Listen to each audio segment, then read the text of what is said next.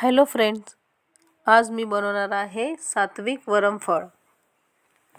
वरणफळ ही खूप साधी आणि सोपी रेसिपी आहे आणि ती पौष्टिक पण आहे.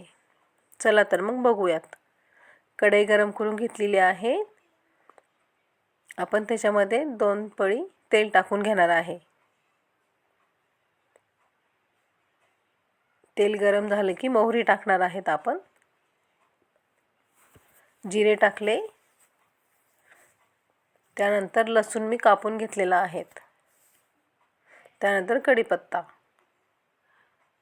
थोडं हिंग आणि हळद आणि 1 चमचा लाल तिखट.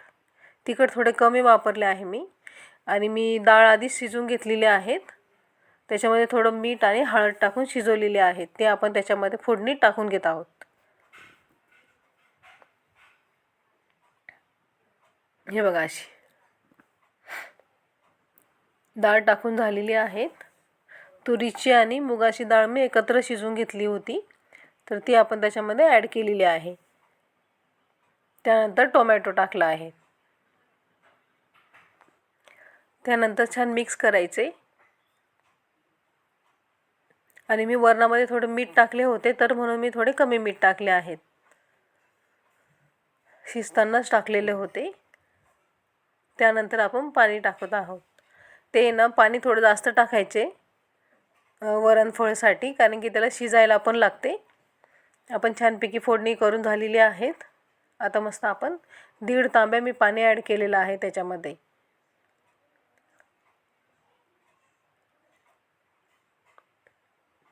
छानपैकी झालेले आहेत आपले फोडणी देऊन. त्यानंतर कोथिंबीर ॲड करते आहे.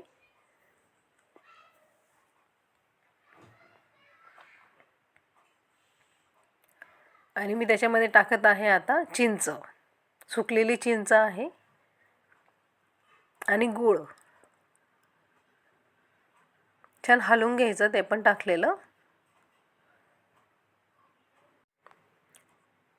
त्यानंतर आपण मी पीठ आधीच भिजवून ठेवलेले होते. तर हे पीठ मी गव्हाचे पीठ आणि डाळीचे पीठ हे असे मिक्स करून घेतलेले आहे. त्यामध्ये मीठ टाकलेलं आहे आणि थोडेसे ओवा टाकलेला आहे भिजवताना.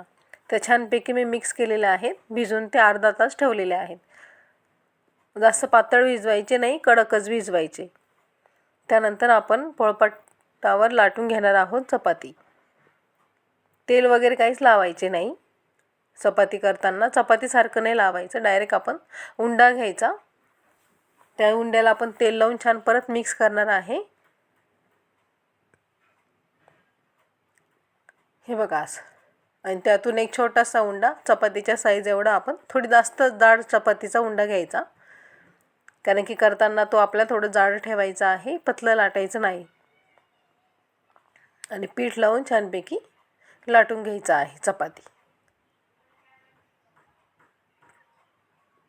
हे बघा असं.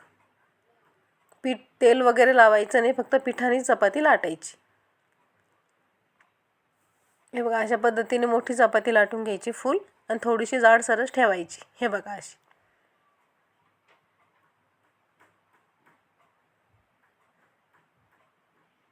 हे बघा छानपैकी झालेलं आहे. आणि त्याच्यामध्ये आपल्याला ओवा पण छान दिसत आहे.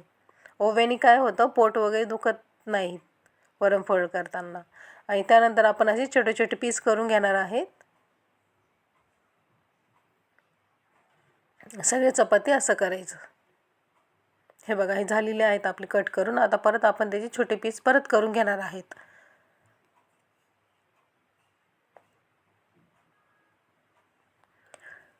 छोटे चौकोन पीस आपण कट केलेले आहेत. हे बघा अशा पद्धतीने.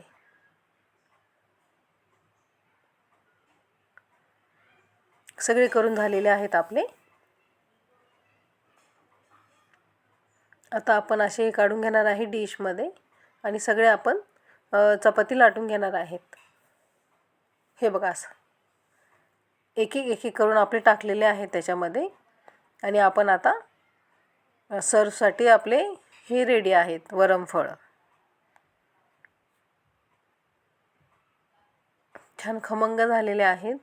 आणि थोडे कमी तिखट केले असल्यामुळे छोट्या मुलं पण खूप आवडीने खातात. तर आपल्या आवडीनुसार आपण तिखट वगैरे ॲड करायचं त्याच्यामध्ये. हिरवी मिरची पण चालते. चला तर मग रेसिपी आवडली असल्यास लाईक करा, शेअर करा, कमेंट्स करा, सबस्क्राईब करा माझ्या चॅनलला.